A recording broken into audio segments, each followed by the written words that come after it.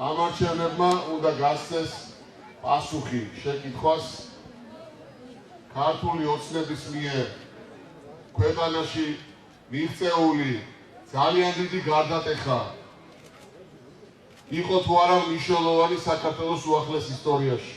არის თუ არა მნიშვნელოვანი ის, რომ დღეს ჩვენ გვაქვს ძალადობისგან თავისუფალი წინასაარჩევნო გარემო. რომ ჩვენ ერთმანეთს აღარ ვერჩით. არ არის დევნა არც ერთი ადამიანის, ვისაც საწინააღმდეგო აზრი აქვს. ეს არის ის, რაც ქართველმა ხალხმა დაიმსახურა და ეს არის ის, რაც მიღწეულია დღეს იმ უდიდესი ძალისხმევის შედეგად და იმ გმირული ნაბიჯის შედეგად, რომელიც ბიძინა ივანიშვილმა გადადგა 5 წლის წინ ზუსტად შემოდგომაზე ამ დროს. ამ გადაწყვეტილებამ და ქართველი ხალხის თავდადებამ მოიტანა ის შედეგი, რომ დღეს საქართველოში არის თვისობრივად განსხვავებული წინასაარჩევნო გარემო.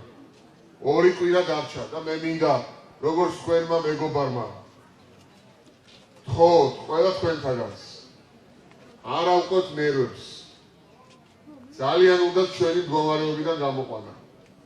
ძალიან უნდათ რომ დაემსგავსოს წინასაარჩევნო პროცესი ისევ იმას, რაც იყო საქართველოში არაერთხელ, მათ შორის 2012-ში. მაგრამ ვერ მიაღწევენ ამას, იმიტომ რომ ქართველი ხალხი დღეს სულ სხვანაირად უყურებს პოლიტიკას. ქართველი ხალხის გემოვნება შეცვლილია. მოთხოვნები პოლიტიკოსების მიმართ არის შეცვლილი. დღეს ადამიანებს ის არ მოსწონთ თუ ვინ დაჩაგრა, ვინის უფრო მეტი შეურაცხყოფა მიაყენა. ხალხს სიმშვიდე ჭირდება. ხალხს ჭირდება ხვალიდელ დღეზე თავიანთი შვილიშვილების უკეთეს მომავალზე ფიქრი და ზრუნვა. და ეს არის ყველაზე დიდი მონაპოვარი, რომელიც ქართულმა ოცნებმა მოიტანა დღეს. ეს არის ძალიან დიდი დამსახურება ქართველი ხალხის და რა თქმა უნდა ხელისუფლების. დიდი მონაპოვარია ისიც, მეგობრებო, რომ ისეთ სასიცოცხლოდ მნიშვნელოვან საკითხებს, როგორიც არის ჯანმრთელობის დაცვა, როგორიც არის სოფლის მეურნეობა, რომელიც უმნიშვნელოვანესია საქართველოსთვის, როგორც სოფლის მეურნეობის ქვეყნისთვის. მიექცა ყველაზე დიდი ყურადღება. ყველაზე დიდი რესურსი დაიხარჯა იმაში, რომ ჩვენს თანამოქალაქეებს აღარ ჰქონდეთ საფიქრალი, ბინაგასაყიდი, დასაგირავებელი, როცა მათ ოპერაციის გაკეთება ჭირდებათ.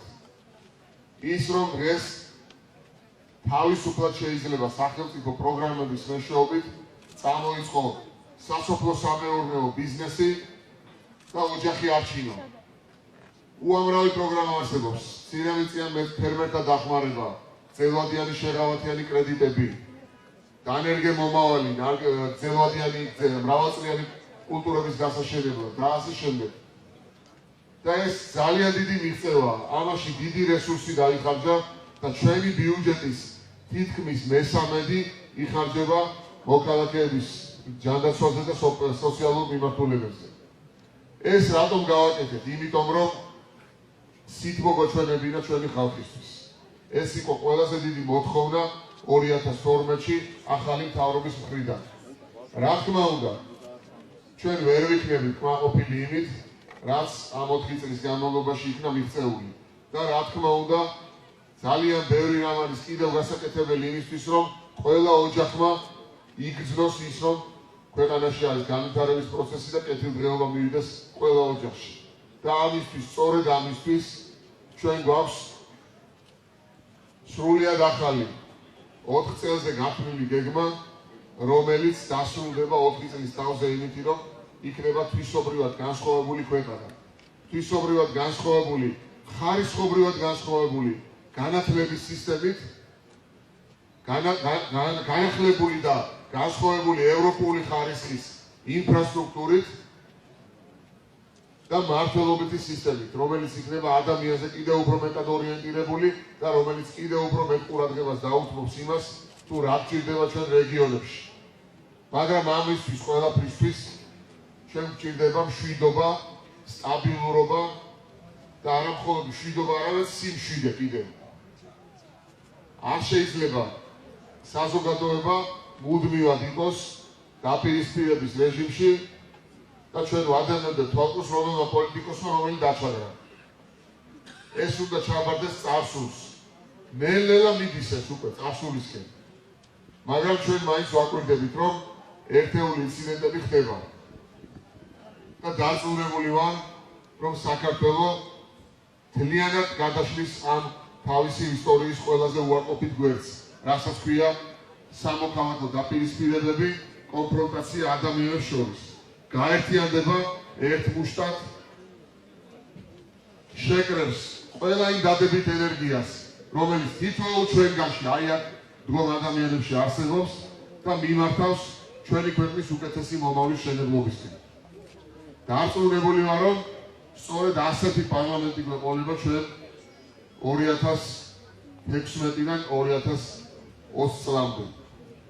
და დარწმუნებული ვარ, რომ ადამიანი, რომელიც ურჯაანელების ინტერესს წარმოადგენს მომავალ პარლამენტში, იქნება სწორედ ასეთი კაცი. ეს არის დავით სონღულაშვილი. მივესალმოთ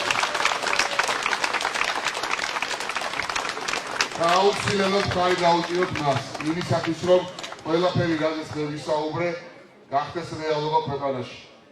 მთავრობა სჭირდება ძლიერი პოლიტიკური მხარდაჭერა პარლამენტის მხრიდან და აუცილებელია იქ ისეთი კვალიფიციური ადამიანების მოსვლა, როგორიც დავით სონღულაშვილია.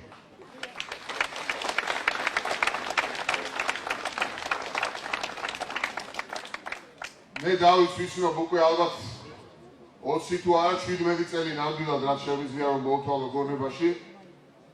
ის იყო ყოველთვის და დღესაც არის ძალიან გამორჩეული, ნიჭიერი ახალგაზრდა კაცი, რომელმაც განათლება მიიღო როგორც საქართველოში, ასევე უცხოეთის წამყვან უნივერსიტეტებში. მას აქვს ძალიან კარგი გამოცდილება, მათ შორის კერძო სექტორშიც და დარწმუნებული ვარ, რომ ის მთელ ამ გამოცდილებას და რაც თავარია, მის უამრავ პოზიტიურ დადებით თვისებას მოახმარს თითოეული თქვენგანის ინტერესების დაცვას საქართველოს პარლამენტში და მთავრობაში. მივესალმოთ, დიდი სიამოვნებით, მინდა გადავწყვეტ.